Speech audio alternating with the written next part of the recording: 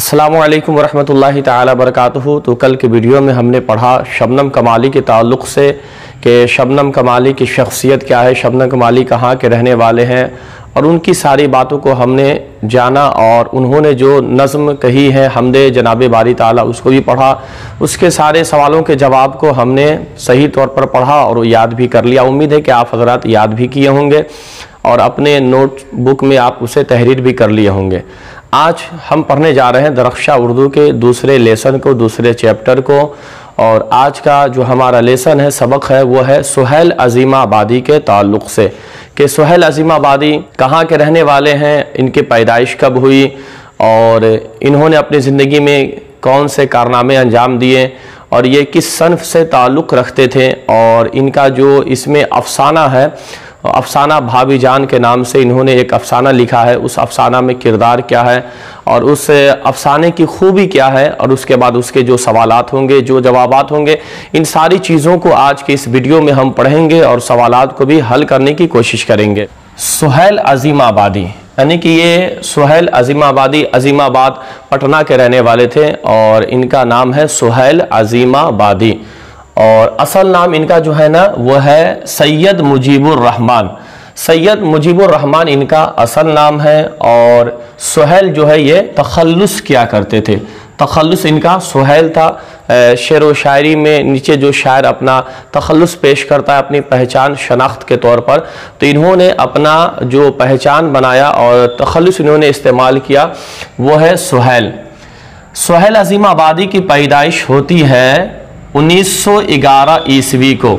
1911 ईस्वी को सुहैल अज़ीमाबादी की पैदाइश होती है। सवाल आएगा कि सुहैल अज़ीमाबादी कहाँ पैदा हुए, तो जवाब देंगे कि सुहैल अज़ीमाबादी की पैदाइश पटना में हुई, पटना में ये पैदा हुए।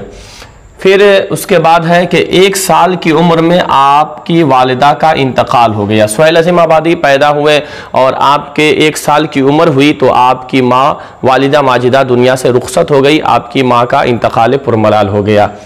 सुहैल अज़ीमाबादी इनका आबाई जो वतन था, जहाँ पर इनके बाप दादाओं के जो घर थे, जहाँ पर इनके बाप दादाओं की ज़िंदगी गुजरा करती थी, तो आबाई वतन कहते हैं कि जहाँ पर इनके बाप दादा और इनके तमाम ख़ानदान जहाँ पर परवरिश पाए हों, जहाँ पर इनकी ज़िंदगी गुजरी हो, तो उसे आबाई वतन कहा जाता है। तो सुहैल अज़ीमाबादी का जो आबाई वतन है ना, वो है शाहपुर भदौल। शाहपुर भदौल ये इनका आबाई वतन है और ज़िला पटना ही में ये गाँव पड़ता है जो इनकी आबाई वतन है। सुहैल अज़ीमाबादी इनकी इब्तिदा शायरी से होती है, यानी कि शुरू में ये शेर व शायरी कहा करते थे। शायरी में इन्होंने इब्तिदाई में आपने दिलचस्पी दिखाई और उसके बाद आगे चल कर के आप अफसाना निगार हो गए, यानी कि अफसाना लिखना आपने शुरू कर दिया और अफसाना निगार की हैसियत से आप जाने और पहचाने लगे। सुहैल अज़ीमाबादी का इंतकाल जो हुआ, इंतकाल सन 1980 ईस्वी में सुहैल अज़ीमाबादी का इंतकाल पुरमलाल हुआ। 1980 ईस्वी में सुहैल अज़ीमाबादी दुनिया से रुखसत हुए।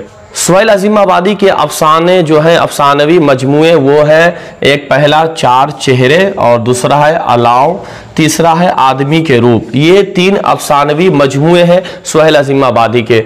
और सुहैल अज़ीमाबादी ने आपने नाविल भी लिखा और नाविल में आपकी जो किताब है वो है बेजड़ के पौधे। बेजड़ के पौधे आपकी ये नाविल है सुहैल अज़ीमाबादी की। सुहैल अज़ीमाबादी की अफसानों की जो तादाद है, इन्होंने जो अफसाना लिखना शुरू कर दिया तो अफसानों की तादाद जो है ना, वो है 125 अफसानों की तादाद इनकी है। और अक्सर अफसाने जो होते थे ना, तो सुहैल अज़ीमाबादी के ये ज़मींदारों के इस्तेहसाल के ख़िलाफ़, मज़दूरों के और कमज़ोर तबक़ों के हुकूक पर हुआ करते। यानी कि सुहैल अज़ीमाबादी की पैदाइश जो हुई थी ना, वो ज़मींदाराना घराने में हुई थी। इनके आबा व अजदाद ज़मींदार थे, लेकिन उनकी ज़िंदगी ज़मींदारों की अच्छी नहीं होती थी। गरीबों के ज़मीन को हड़प लेना, कब्ज़ा कर लेना और उस पर जुल्म व सितम करना, तो सुहैल अज़ीमाबादी को ये सारी चीज़ें अच्छी नहीं लगती थी। तो सुहैल अज़ीमाबादी की अक्सर जो अफसाने हुआ करते थे ना, वो ज़मींदारों के इस्तेहसाल के ख़िलाफ़ और मजदूरों और कमजोर तबकों के हुकूक पर इनके जो होते थे वो अफसाने हुआ करते थे। आपके जहन में बात आएगी कि अफसाना कहते किसे, अफसाना हम समझ नहीं पा रहे हैं अफसाना किस शय का नाम है। तो अफसाना एक तरीके से ये उर्दू की एक कहानी होती है जिसमें इंसान किसी औरत या किसी मर्द के किरदार को पेश करता है और उसके जरिए उस माहौल को पेश करना चाहता है। पढ़ने वाले क़ारीन और सामीन के दरमियान उन चीज़ों को लाने की कोशिश की जाती है अफसाना निगारी के जरिए। तो अफसाना कहते हैं कहानी को। ये सुहेल अजीमाबादी के ताल्लुक से ये सारी जानकारी थी कि आप कब पैदा हुए, कहाँ पैदा हुए, आपका असल नाम क्या था, इंतकाल कब हुआ, ये सारी चीज़ें हैं। और ये बातें हमारे लिए ये अहम है, वो इसलिए भी अहम है कि ये सारी चीज़ें हमारे ऑब्जेक्टिव सवालात में आते हैं, इन्हें हमें याद रखना होगा। अब सुहेल अजीमाबादी ने एक अफसाना लिखा है जिस अफसाने का उन्होंने उन्वान दिया कि रुकैया भाभी जान। अब रुकैया भाभी जान में क्या है, इसका खुलासा सबसे पहले आप जहन में बसाने की कोशिश कीजिए। रुकैया भाभी जान एक खातून है, एक खातून को पेश किया गया इस किरदार में और उसके एक देवर होते हैं जिसका नाम अख्तर होता है।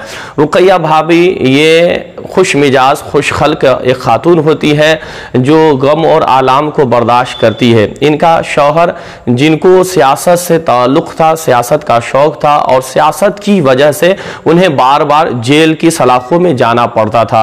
और रुकैया भाभी घर की सारी जिम्मेदारियां को निभाती थी और उसके बाद बच्चों को तैयार करना, उनके खाने पीने की अशियाओं का इंतज़ाम करना, फिर खुद तैयार होना और अपने लिए स्कूल जाना, तैयार होने के बाद बच्चों को खिला पिला कर स्कूल के लिए भेज देना। फिर जब जाने लगती है अपने खुद पढ़ाने के लिए तो लोगों का सिलसिला मिलने वालों का शुरू हो जाता था।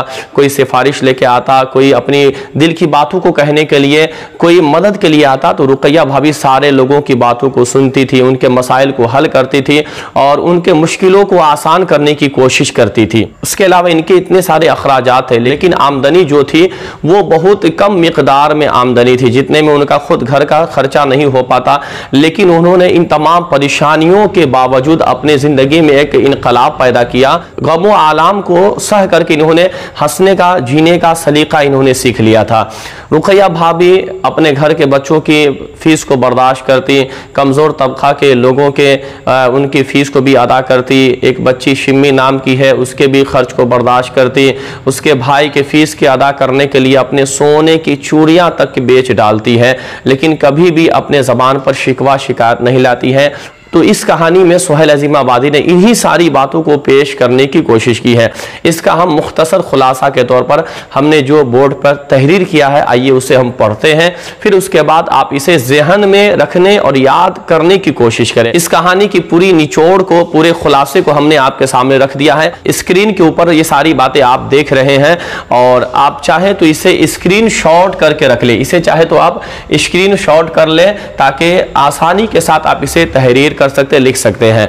कई लोगों ने मुझे कमेंट्स किया है कि वीडियो क्वालिटी में लाइटिंग ज़्यादा आ रही है, तो क्या करूं कि मजबूरी यह है कि जिस मोबाइल कैमरे से मैं रिकॉर्ड कर रहा हूं इसमें कम करने के बावजूद भी इस तरीके से ये दिखाई दे रहा है, जबकि बोर्ड पे दूसरे कैमरा से देखा जाए तो पूरे साफ और शफाफ इसमें दिख रहा है। लेकिन इस मोबाइल के कैमरे की लाइट इतनी तेज़ है कि कम करने के बावजूद भी इतना आ रहा है। मैं कोशिश कर रहा हूँ कि इसे स्क्रीन शॉट करके आपके स्क्रीन पर डिस्प्ले कर दूँगा, आप उसे स्क्रीन शॉट करके रख लें और उसे आसानी के साथ आप अपने कॉपी में उतारने की कोशिश करें। तो ये सुहेल अजीमाबादी की बातें थी और ये अफसाना रुकैया भाभी जान का खुलासा था। अब आइए इसके जो सवालात हैं उस सवाल को हम लिखते हैं और उसके क्या जवाब है उसे भी हम जानने की कोशिश करते हैं। तो अभी आपने पढ़ा कि सुहेल अजीमाबादी कहाँ पैदा हुए, पटना में पैदा हुए, तो जवाब देंगे पटना में।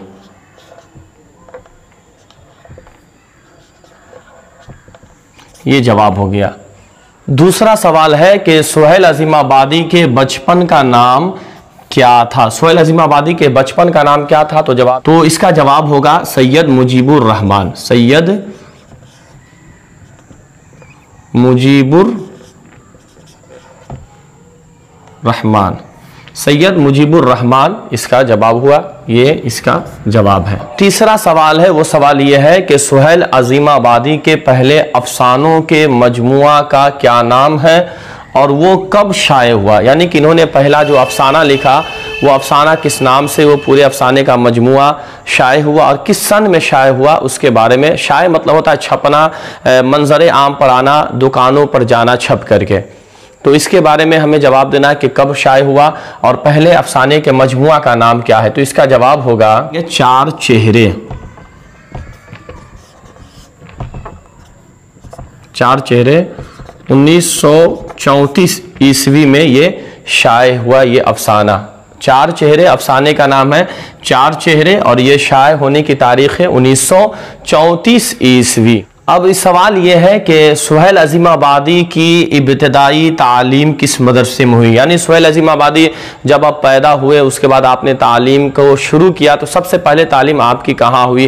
तो नानिहाल में इनकी तालीम हुई, चूँकि इनके इंतकाल के बाद इनकी परवरिश जो हुई वो नानिहाल में हुई। तो नानिहाल में इनकी तालीम हुई शुरू और ये जिस मदरसे में सबसे पहले पढ़े उस मदरसे का नाम है मदरसा शमसुल हुदा।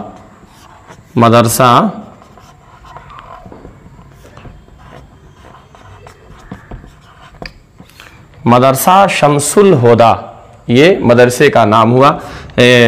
इनके सुहेल अज़ीमाबादी ने जहाँ सबसे पहले तालीम हासिल की उस मदरसे का नाम है मदरसा शमसुल हुदा। सवाल आएगा कि इन्होंने तालीम कहाँ हासिल की सबसे पहले, तो जवाब देंगे अपने नानिहाल में। मुख्तसर तरीन सवालात के जवाबात को हमने पढ़ लिया है। अब ये सवाल पहला जो है ये मुख्तसर सवालात का है कि रुकैया भाभी के जिस देवर का किरदार कहानी में बयान किया गया उसका नाम क्या है। तो आपने कहानी पढ़ी होगी तो आपको ये बातें याद होंगी कि रुकैया भाभी के जिस देवर का किरदार पेश किया गया उसका नाम है अख्तर।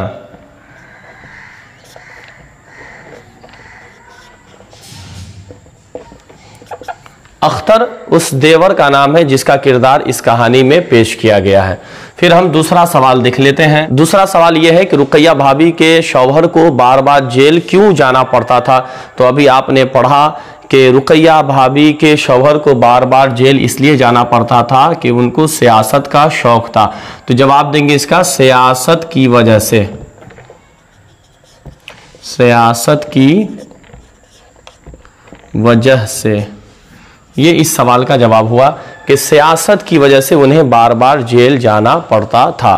तीसरा सवाल हम देख लेते हैं। तीसरा सवाल हमारा है वो ये है कि रुकैया भाभी किस लड़की की तालीम का खर्च बर्दाश्त करती थी, और बर्दाश्त करती थी तो क्यों बर्दाश्त करती थी, उसके खर्च को क्यों देती थी। तो आपने कहानी में पढ़ा होगा कि रुकैया भाभी एक गरीब लड़की शिम्मी के तालीम का खर्च वो बर्दाश्त करती थी। जवाब देंगे कि शिम्मी लड़की, सिर्फ शिम्मी लिख देंगे, शिम्मी के तालीम का खर्च बर्दाश्त करती थी। शिम्मी के तालीम का खर्च बर्दाश्त करती थी।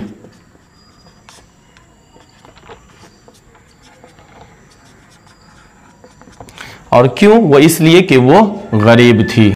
शिम्मी एक गरीब लड़की थी और इस गरीब लड़की की तालीम का खर्च वो रुकैया भाभी बर्दाश्त करती थी। अब चौथा सवाल हमारा यह है कि रुकैया भाभी को अपने सोने की चूड़ियों को क्यों फरोख्त करना पड़ा था, यानी क्यों बेचना पड़ा था। तो इसका जवाब आपको पढ़े होंगे तो जहन में आ गया होगा कि रुकैया भाभी ने अपने सोने की चूड़ियों को शिम्मी के भाई के MA के फीस अदा करने के लिए बेचना पड़ा था। तो इसका जवाब देंगे, जवाब को हम इसके नीचे लिख लेते हैं ना, जवाब यहाँ पर लिख करके नीचे लिख लेते हैं। तो इसका जवाब हम दे देंगे कि शिम्मी के भाई के MA की फीस अदा करने के लिए रुकैया भाभी को सोने की चूड़ियों को बेचना पड़ा था। अब सवाल है कि रुकैया भाभी को जब फुर्सत मिलती थी तो वो अपना शौक पूरा करने के लिए कौन सा काम करती थी।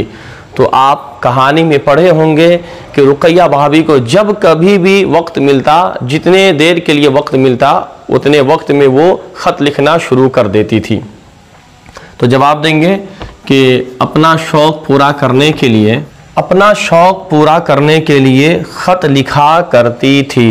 तो इस तरीके से मुख्तसर सवालात जो हैं उसके जवाबात को हम देंगे और आप चाहें तो इसमें थोड़ा सा इजाफा कर सकते हैं। लेकिन इजाफा क्या करेंगे, पहले में कि रुकैया भाभी के जिस देवर का किरदार कहानी में बयान किया गया उसका नाम क्या है।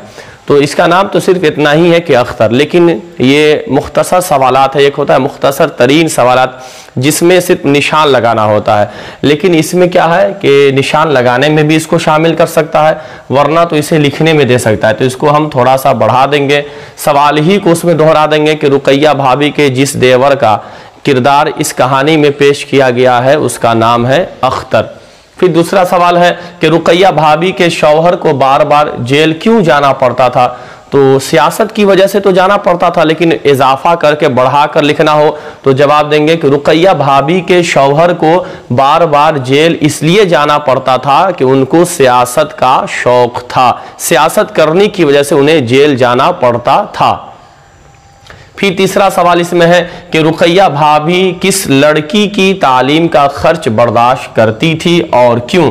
तो शिम्मी नाम की लड़की के तालीम का खर्च बर्दाश्त करती थी, तो इसका जवाब हम बढ़ा कर देंगे कि रुकैया भाभी अपने स्कूल में पढ़ने वाली एक गरीब बच्ची शिम्मी की तालीम का खर्च बर्दाश्त करती थी, और वो इसलिए बर्दाश्त करती थी कि शिम्मी एक गरीब बच्ची थी जिनके पैसों का इंतज़ाम नहीं हो पा रहा था, तो रुकैया भाभी उसके खर्च को खुद बर्दाश्त किया करती थी। फिर उसके बाद सवाल है कि रुकैया भाभी को सोने की चूड़ियों को क्यों फरोख्त करना पड़ा था? तो जवाब यहाँ पर है, देख लीजिए।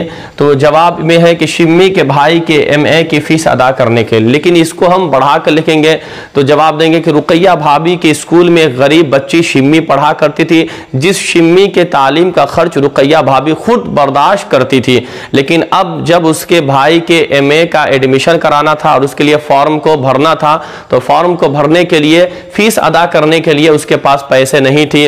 शिम्मी आई रुकैया भाभी के पास, खामोश थी, रोने लगी। फिर पूछने के बाद उन्होंने उस बच्ची ने बताई कि भाई के MA की फीस अदा करनी है और गालबन कल ही अदा करनी है, इंतजाम नहीं हो पाता। तो उन्होंने रुकैया भाभी ने अपने सोने की चूड़ियां जो बहुत मशक्कत और परेशानियों को झेल कर पैसे बचा बचा कर वो खरीदी थी, वो सोने की चूड़ियां निकाल कर दे देती और कहती हैं कि जाओ इसे बेच करके अपने भाई की फीस को अदा कर देना। फिर सवाल इसमें है कि रुकैया भाभी को जब फुर्सत मिलती थी तो वो अपना शौक पूरा करने के लिए कौन सा काम करती थी? तो जवाब देंगे कि रुकैया भाभी को जब भी फुर्सत मिला करती तो अपना शौक पूरा करने के लिए खत लिखने के लिए बैठ जाया करती थी। खाली वक्तों में वो खत लिखा करती थी रुकैया भाभी अपना शौक पूरा करने के लिए। तो आप इसे स्क्रीनशॉट कर लें, वरना तो मैं इसे डिस्प्ले कर दूंगा, आप वहां से भी आप स्क्रीनशॉट लेकर के इसे अपने नोट्सबुक में आप लिखने की कोशिश करेंगे। अब इसके बाद जो सवालात है वो सवालात है तवील सवालात, और तवील सवालात को आप जहन नशी करने की कोशिश करें, इसे नोटबुक में आप लिखने की कोशिश करें। तवील सवालात अगर हम बोर्ड पे लिखें तो एक वक्त में शायद 1 या 2 ही सवाल के जवाब हो पाएंगे। तो मैं इसे डिस्प्ले कर दूंगा, आप वहां से स्क्रीनशॉट ले करके इसे अपने नोटबुक में लिखने की कोशिश करें। यहाँ पर मैं आपके सामने तवील सवालात को बोल देता हूँ ताकि आपके लिखने में और सुन करके उसे रीडिंग करने में कोई परेशानियों का सामना न करना पड़े। तो तवील सवालात में पहला क्या है सवाल, उसको देखिए, फिर उसके जवाब क्या होंगे उसे भी देखने की आप कोशिश कीजिए। तवील सवाल में पहला सवाल यह है कि रुकैया भाभी के सरापा को कम से कम 10 जुमलों में तहरीर कीजिए। तवील सवाल का पहला सवाल यह है कि रुकैया भाभी के सरापा को यानी उनके पूरे वजूद को कम से कम 10 जुमलों में लिखने की कोशिश कीजिए, 10 जुमले में आप तहरीर कीजिए। तो इसका जवाब हम इस तरीके से देंगे जो आपके डिस्प्ले पे। रुकैया भाभी का सरापा ये था कि वो सुबह उठकर काम शुरू कर देती थीं। एक वक्त था कि उनके पास 4-5 नौकर और मामाएं हुआ करती थीं, लेकिन अब सिर्फ उनके पास एक नौकर था जो बाजार से सामान लाता और खुद खाना पकाता था। रुपयों की बहुत तंगी थी। पहले वो हज़ारों रुपए महीने में अपने शौक पर खर्च करती थी, लेकिन अब 400 रुपए महीने पर एक कॉलेज में लेक्चरर थी और 50 रुपए एक ट्यूशन से मिला करता था। यही कुल मिलाकर उनकी आमदनी थी और खर्च अपनी जगह कुछ ज़्यादा ही था। अपने बच्चों का खर्च होता तो किसी तरह पूरा हो जाता, मगर इसमें बच्चों की ज़रूरतें और अपनी ज़रूरतों के अलावा हर महीने मज़दूरों और तालिबे इल्मों की अंजुमनों को देना पड़ता था। तो ये रुकैया भाभी की ज़िंदगी का सरापा था, जो रुकैया भाभी इन तमाम चीज़ों को बर्दाश्त करती थी और इन तमाम परेशानियों के बावजूद भी अपने चेहरे पर कभी गम को जाहिर न किया करती थी। दूसरा सवाल है कि रुकैया भाभी के किरदार को एक मिसाली किरदार बनाकर सुहेल अजीमाबादी ने अपने कारी को हौसला देने का काम किया है। इस ख्याल से आप किस हद तक इत्तफाक रखते हैं, यानी कि जो मिसाल बयान की गई है तो इससे आप कहाँ तक मुतमईन है कि हाँ ये दुरुस्त है और ये दुरुस्त ना होना चाहिए? आपका ख्याल क्या है? आपके ख्याल को पूछा जा रहा है, तो इसका जवाब हम इस तरीके से देंगे। इस ख्याल से हम बहुत हद तक मुत्तफिक हैं और इस कहानी में सुहेल अजीमाबादी ने एक औरत के किरदार को पेश किया है जो मेहर वफा और कुर्बानी की एक खूबसूरत मिसाल है।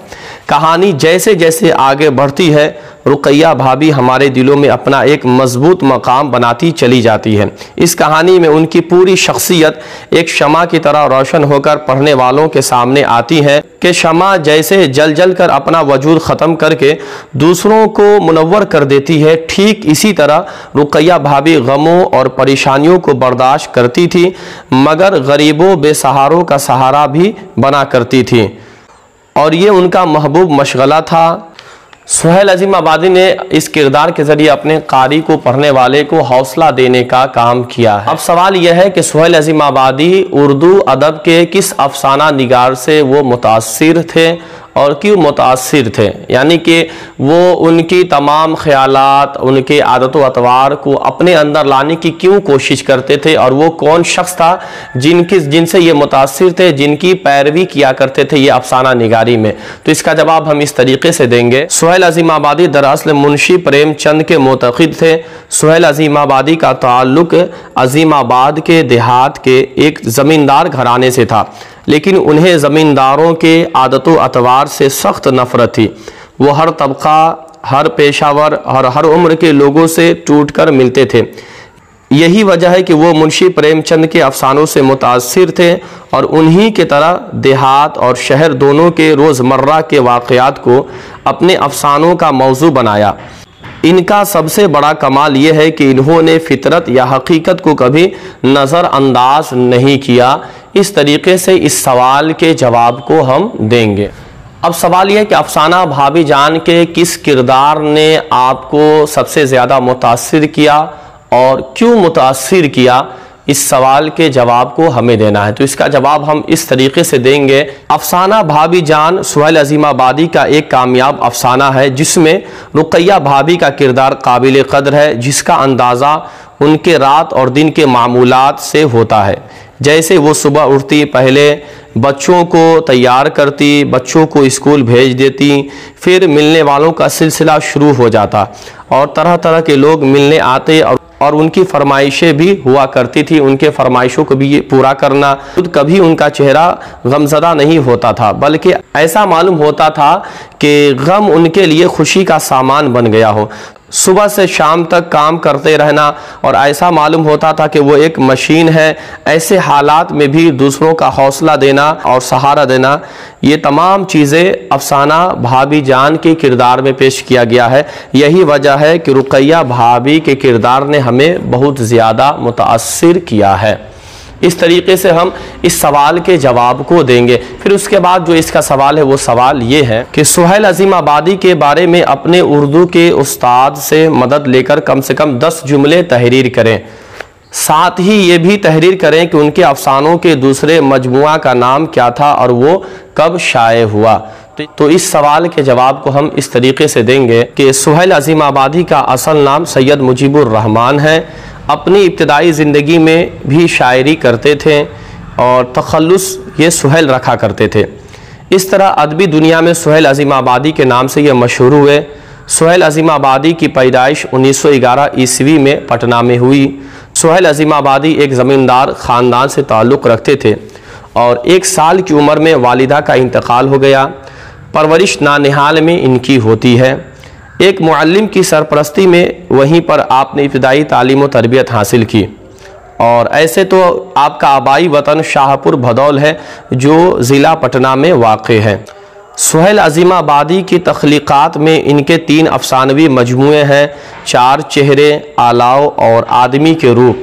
इस तरीके से हम इन सवालों के जवाब को देंगे। तो आपसे गुजारिश है कि इन सारे सवालात को आप ज़हन नशी करें और अपने नोट्स बुक में आप इसे तहरीर करें और गौर से इसे पढ़ने की कोशिश करें। इंशाअल्लाह रहमान अगर ये तरीक़ा आप अपनाएंगे तो सारी बातें आपके जहन में फ़िट हो जाएंगी और फिर आपको दीगर मुशक्क़तों परेशानियों का सामना करना न पड़ेगा। तो आपसे गुजारिश है कि अब तक आपने मेरे चैनल को सब्सक्राइब नहीं किया है तो आप चैनल को सब्सक्राइब कर ले, घंटी के बटन को ऑल कर दें ताकि हर आने वाले नए वीडियोस की जानकारी सबसे पहले आप तक पहुंच सके। और इस वीडियो को आप ज़्यादा से ज़्यादा शेयर करें दोस्तों अहबाब के पास जो इस 10th क्लास में है, मैट्रिक में उर्दू का एग्ज़ाम देने वाले हैं, उनके पास इस वीडियो को शेयर करें ताकि आपके शेयर करने की वजह से उनके ये सारे सवालात हल हो जाएंगे और जो परेशानियां उन्हें लाहिक है उर्दू के इस सवालात की वजह से वो सारी परेशानियां उनकी दूर होती हुई मालूम होंगी। तो फिर मिलते हैं आने वाले नए चैप्टर में, नए लेसन के साथ, नए वीडियोज़ के साथ। अस्सलामु अलैकुम वरहमतुल्लाहि ताला व बरकातुहू।